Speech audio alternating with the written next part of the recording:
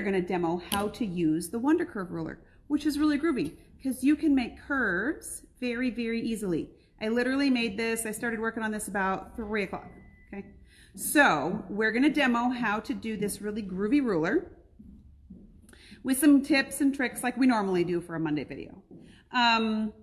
Yeah, so this is going to be a pretty quick demo because this is a really easy ruler to use, and it's a counterpart to the quick curve ruler.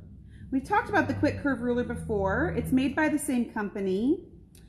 Let me show this with a piece of paper behind. This ruler has a whole bunch of reference lines on it and a whole bunch of marks and a whole bunch of points and a whole bunch of really fun stuff.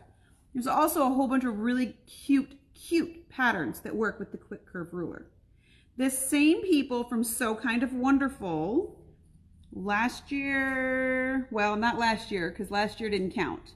The last year that we had Quilt Market, they came out with the new Wonder Curve ruler, which is this one. Similar idea, there are some very different things about this ruler than this ruler. So in the Facebook page earlier, when I made a post that this is what we're going to show today, Heather asked about it and she said, you know, I've been thinking about getting the other one, but I really didn't see if there was any differences. There are differences and they're not interchangeable. So if you have patterns that call for the quick curve ruler, the Wonder Curve ruler is not going to work because the arc is sharper on this one. So if you look at the difference between the arcs, this one has a much sort of wider, smoother arc, and the Wonder Curve ruler has a more definitive mark.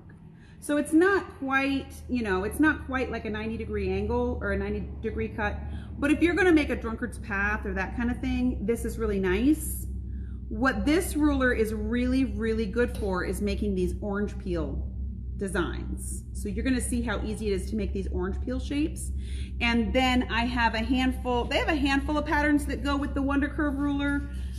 There's a lot more patterns that go with the quick curve ruler, and the quick curve ruler, as well as a bunch of patterns that go with the quick curve ruler, are available on our website. The way to know which is which is the patterns down here will have either an orange circle with the WCR in it, or there's a teal circle or a yellow circle. I think it's the yellow circle is the quick curve ruler and the teal is the mini quick curve ruler. So the patterns go with this specific ruler.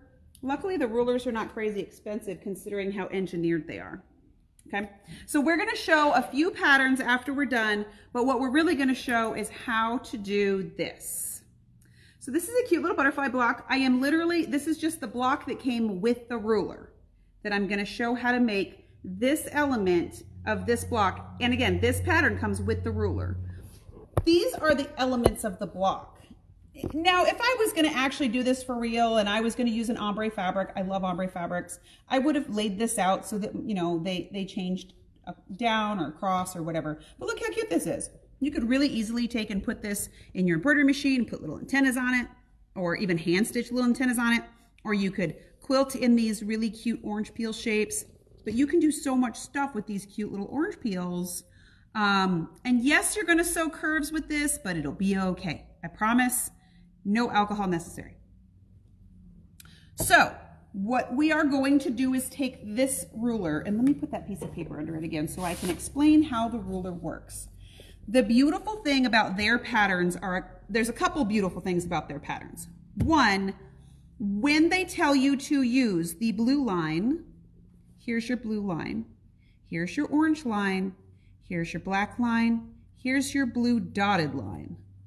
So depending on the size of the orange peel that you're going to cut, you're going to use these different references, okay?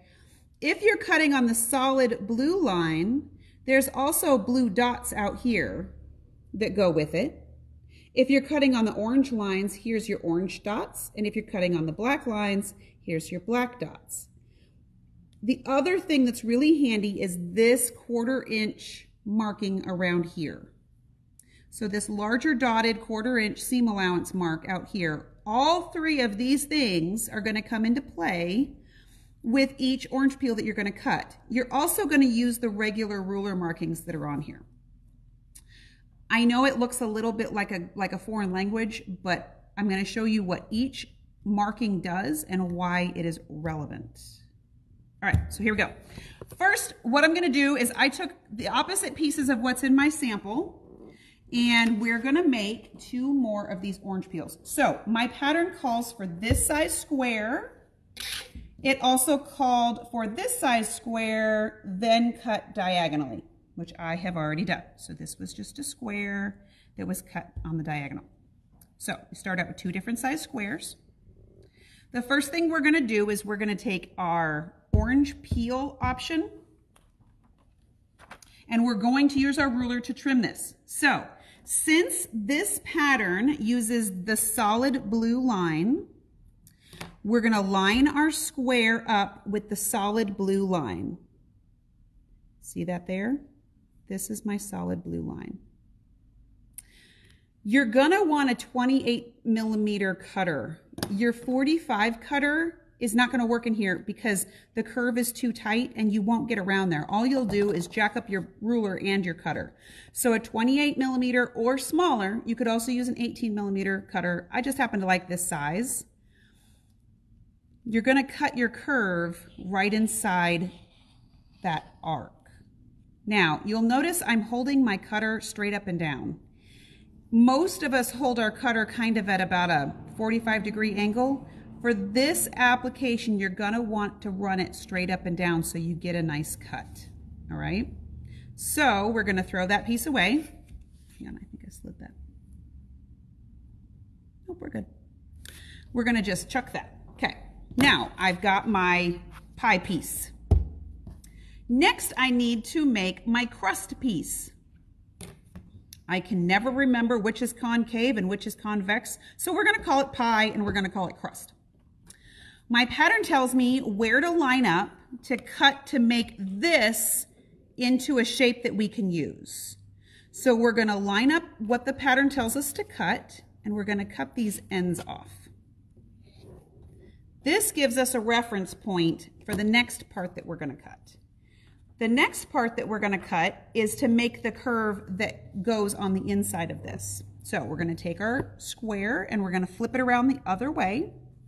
You'll notice on this ruler, we have the big part of the square that we've already used, but see these smaller corner pieces out here? You use these on their own. And what I appreciate about this ruler is that they didn't make the whole thing square so that you get confused. You just wanna use this section, okay? So we're gonna take our crust piece and flip it the opposite direction and line our blue notches up here and here, and then you should have a straight line along the bottom, which we do. So yay for us. Then we're going to cut the curve again. Again, hold your cutter straight up and down. And you cut out this really cool little shape, which we don't need. The next part is after I cut these, because you know I've got them stacked wrong sides together just so I could cut them. I'm going to stack them right sides together for this next part, because the next thing I want to do is mark a 1/4 inch from here down. So here's my straight line. I'm just going to mark a 1/4 inch on both pieces. But I want to mark them on the right side of my fabric so I can line it up with what I'm going to sew. Okay? So now I've got my marked pie crust and my cut pies. And we're going to take this to the machine. Now I've got my foot set up with my 1/4 inch piecing foot, because we all know how much I like that. And I've bumped my needle over 1 smidge because I want kind of a scant 1/4 inch here. This is the trickiest part of this, and it is not that hard. Right sides up, right sides down. The easiest way to remember which side of this goes on here is that we always put our pretty sides of our fabric together, and the straight part of my pie is going to be lined up with the straight part of my crust. And I'm going to line that piece of fabric, my pie piece, up with that little 1/4 inch line that I made. See that? This is where having pivot function or a knee lift on your machine is super handy. This machine has a pivot function, which I really like. But if you don't have that, but you do have a knee lift, now's probably the time to find that in the back of your sewing corner somewhere. I'm just going to sew enough to get it tacked down. And then if you take your pie piece and you stretch it almost straight.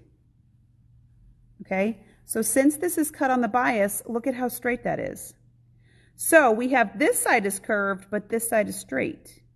Since our foot's going to hover, it's not that hard to line it up, you know, a 1/4 of an inch or so at a time and adjust it over.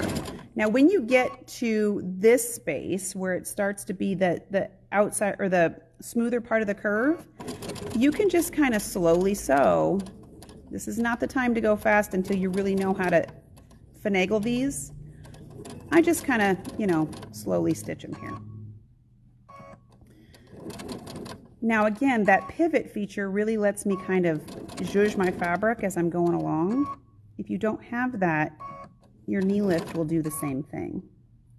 Now when I get to the end here, I'm just going to sew off the end of that pie crust. The fabric will kind of tell you which way it wants you to press it.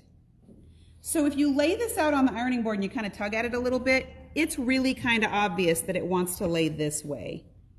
I'm okay with that because the pattern tells me to press it that way, which means it's probably the right way to go anyway. What I'll typically do is take my iron and put it on the point of the corner and just kind of press the middle in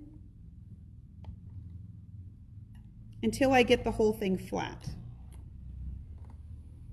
Once I've pressed the back, I always flip it over and press it from the front. But look at how pretty that curve is. And again, I'm always saying about how I like to make a block piece just a little bit oversized so that I can trim it down to be perfect. That's what we're going to do here. Okay. I'm going to just use this ruler for all the steps, right? So now what we want to make is that orange peel shape. Right now we have this weird sort of, you know, odd square. If we take our ruler and we match up that blue line again, and we match that up with the outside of our corner here, don't worry about what any of the rest of the lines are doing. Those are not, that's not your party. You're not going there, okay? So we're going to take and we're going to line up the blue curve, because remember we had the blue curve happening? Now, this is going to cut kind of weird. It's not going to be exactly straight, but it's okay. Don't worry about that because we're going to trim that down. It's all going to work, okay? And we're going to trim it just slightly oversized, and that's going to work too. So don't worry too much about where everything's going. It's all going to be okay.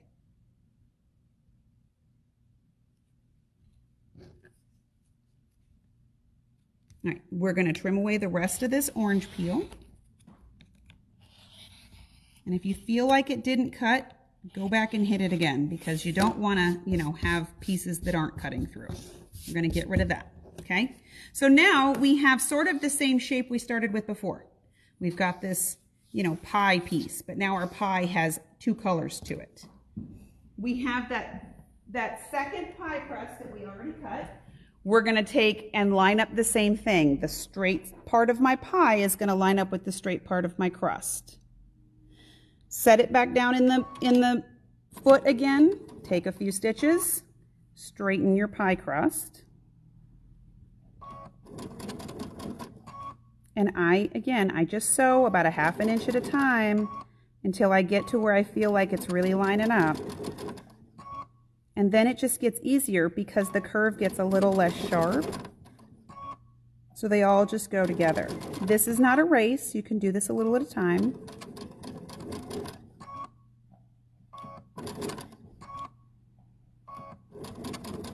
And then when you get to this end, you have to pull it just a little bit harder because now everything is straight. Okay? So we're going to trim that away. Now this last time we pressed towards our pie.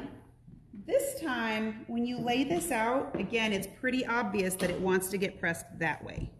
And that's okay, because that's what my pattern tells me to do. So we're going to lay this out flat, and we're going to press that all out again. This is where I like steam, because the steam makes all of those curvy pieces kind of lay where they're supposed to. Okay? So now it kind of looks like a weird eyeball. If we lay the funkier side, the new side that we've just put on, if we lay that out first and use our trimmer, the pattern tells me that this block needs to finish 4 inches. Now see these little blue dots? See that dot right there? There's one here and there's one here. Those should line up right there at the tip of that curved point. And they do. Yay us. Here's another thing to double check. That dotted line out here is your seam allowance. That's why they want those blue dots to line up, so that when you have this seam allowance out here and you sew this to something else, you don't cut off the points of your orange peel. This block is also going to finish 4 inches, so you want to make sure that you can see the 4-inch line all the way around this, which we can. So we're going to go ahead and trim it. So we trim off these 2 sides. And when we spin this around, now we're going to use that the 4 line here and the 4 line here. Your blue dots should still line up because all we did was turn the block around. But, you know, depending on how you're looking at it, maybe your blue dots line up here, but your 4 doesn't line up. This is one of those times when you want to double check both of the dots and that 4-inch line, okay? Because you want a 4-inch square with a proper seam allowance all the way around. So now what you have is a perfect orange peel. How groovy are you? So when you go to put this to the next one, you have your 1/4-inch seam allowance here, so you won't snip off the tip there. Okay? That's it. That is how easy this ruler makes sewing an orange peel. So the first thing we showed, obviously, is the ruler, which is the Wonder Curve, So Kind of Wonderful Wonder Curve ruler, which is number 400. The next thing that I pointed out is something that you really need when you're doing this is a 28mm cutter. So if you only have a 45, then the 28 still works very much like the 45. It still has a safety guard on it. It's still a quick change blade. We have replacement blades, all that good stuff. An 18mm cutter will work too. If you like having a really small, fine cut, you can use that as well. But this is the 28mm cutter, which is number 401. Like I said, there's not a bunch of patterns that go with this ruler, but the ones that are out here are perfect. The thing that's perfect here, I love this pattern. It's called Happy Together. I first saw this pattern at Market, and they had made it with Tula Pink's new line, which was adorable. So this one, you use the Wonder Curve ruler because you make all of the cute little baby people's heads shapes. So all of these curves that are up under here are all made with that ruler. The legs and the bodies you make with the ruler too, or you can use a regular ruler. But I love how you could just make one for somebody saying, oh, well, this looks like my English teacher, or this looks like my friend Betty. You could make just one and make it a pillow, you could make it a wall hanging, or you could make the entire quilt. And this is the cutest pattern. So this is called Happy Together, and it is number 402. I also like how easy it is, how easy it would be to just kind of mix that all up with all kinds of people. The other one that they came out with at Market was called Cool Cars. It's number 403. Same idea. You're going to make all of these great curves. And I like how retro this looks. This is a great time to use your fabrics that read as solid and your low volume backgrounds. But look how adorable all of these cars are. This reminds me of like the Addams Family's car. So this is number 403, and it's called Cool Cars. The other pattern that is brilliant, this is actually a book. It's called Text Me. And it's number 404, and it makes all the letters of the alphabet, both uppercase and lowercase. So you could write anybody's name you ever want to, or you could make a happy anniversary sign, or you know, a sign for your new baby's room. You could do just about anything with this. In fact, at Market, they had made a whole bunch of signs to say all kinds of things and hung them all over the the convention center. So look how cute that one is. So all of these shapes are made with that one ruler. There's also numbers, and then you can take other elements from different patterns and mix them all together. So this is another pattern that's in the book. So there's a couple of other different little patterns that are in there. So that one is called Text Me. Then if you don't want to go with something quite that big, but you want to try this out, this is called the Curvy Bow Tie. So it's number 405. These are so adorable because not only do you get to use, you know, some simple curves in here, but so here's your curves at the end of your bow tie. The rest is all sort of straight cut piecing. So this would be a good starter one if you want to decide if you really dig the Wonder Curve ruler, because you're going to do the same cuts over and over and over again. Now, the one thing I would change about this ruler if I had my druthers is I love my Quilter Select rulers because they don't slip, right? They stick to the fabric. These slip a little bit because it would be hard to put a coating on these and still have all of these groovy lines. So that's where I like the grippy spray. So if you have a template or a ruler that you really dig, but it slides a little bit, the grippy spray is really nice. It's kind of like hairspray, and you spray it on the back of your ruler and then it sticks a little bit. Don't overuse it because then it gets a little goopy, but you just kind of lightly spray it, and then when you stick it down, it will stick to your fabric, okay? When it's not sticky anymore because it'll pick up lint and stuff. When it's not sticky anymore, you just wash it off with hot water and you can respray it. So the grippy spray is number 406. Now the other tip I would give you when you're using this ruler is you can't cut through like 6 layers of this stuff with a small bladed cutter. So I wouldn't try to cut through probably more than 2 layers at a time. So when you match up your stuff, just kind of lay them all out. I would lay them out across my table and probably just go and cut them all. Okay? So those are my tips to go with the Wonder Curve ruler. We will see you soon. I hope you guys have a really good week.